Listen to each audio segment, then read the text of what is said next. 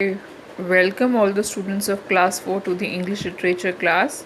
In today's class we shall be doing the chapter number 4 of your book.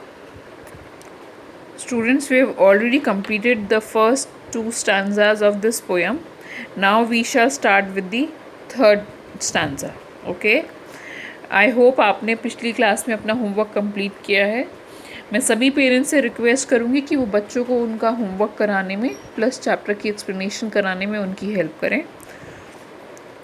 If I want a brand new spaceship or a secret house in a tree top or a friendly bear to play with or 11 ducks on a pond, I have only to use my pencil and there they are on the paper. Oh, a shiny green pencil is a magical fairy wand. वो कह रहा है बच्चा कि अगर मुझे एक नई ब्रांड न्यू स्पेसशिप चाहिए, मतलब जिस पर ब्रांड का यहाँ पे मतलब है कि उस पर उसका ऐसा ठप्पा लग जाए कि पता चल जाए कि ये उसी की है, या फिर हम कह सकते हैं ट्रेडमार्क.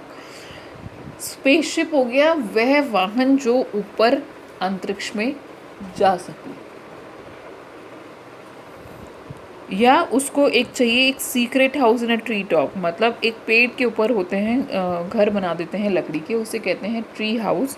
वो कहते हैं कि या फिर उसका एक छुपा हुआ ऐसा ट्री हाउस हो, और a friendly bear to play with, या फिर एक ऐसा गुड्डा हो. बेयर यहाँ पे भालू की बात नहीं हो रही है, यहाँ पे टेडी बेयर की बात हो रही है.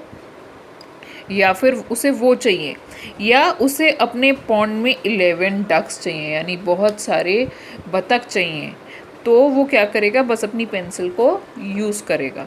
आई have only to use my pencil, मुझे सिर्फ अपनी पेंसिल यूज़ करनी है, मैं उसे ड्रॉ कर लूँगा. And there they are on the paper, और वहाँ वो पेपर पर आ जाएंगे सारे बनाने के बाद. Oh a shiny green pencil, ओ मेरी चमकती हुई ग्रीन पेंसिल, हरी pencil, is a magical fairy wand, वो एक चमत्कारी जादू की छड़ी है. ठीक है स्टूडेंट्स, तो अभी हमने इस चैप्टर को किया है. ठीक है, पोएम को, इस पोएम की एक्सप्लेनेशन को मैंने करा दिया है. अब हम करेंगे इस चैप्टर के डिफ़िकल्ट वर्ड्स. ठीक है, आप ये डिफ़िकल्ट वर्ड्स को नोट करेंगे.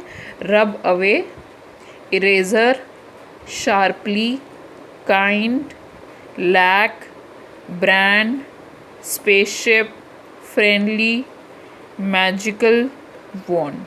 ठीक है, सो आज का आपका होमवर्क है, आप ये डिफ़िकल्ट वर्ड्स लिखेंगे अपनी नोटबुक में, पोएम की एक्सप्लेनेशन को रीड करेंगे, पोएम को समझेंगे, और इस पोएम को आपको लर्न करना है, पूरी पोएम को. Okay, thank you students.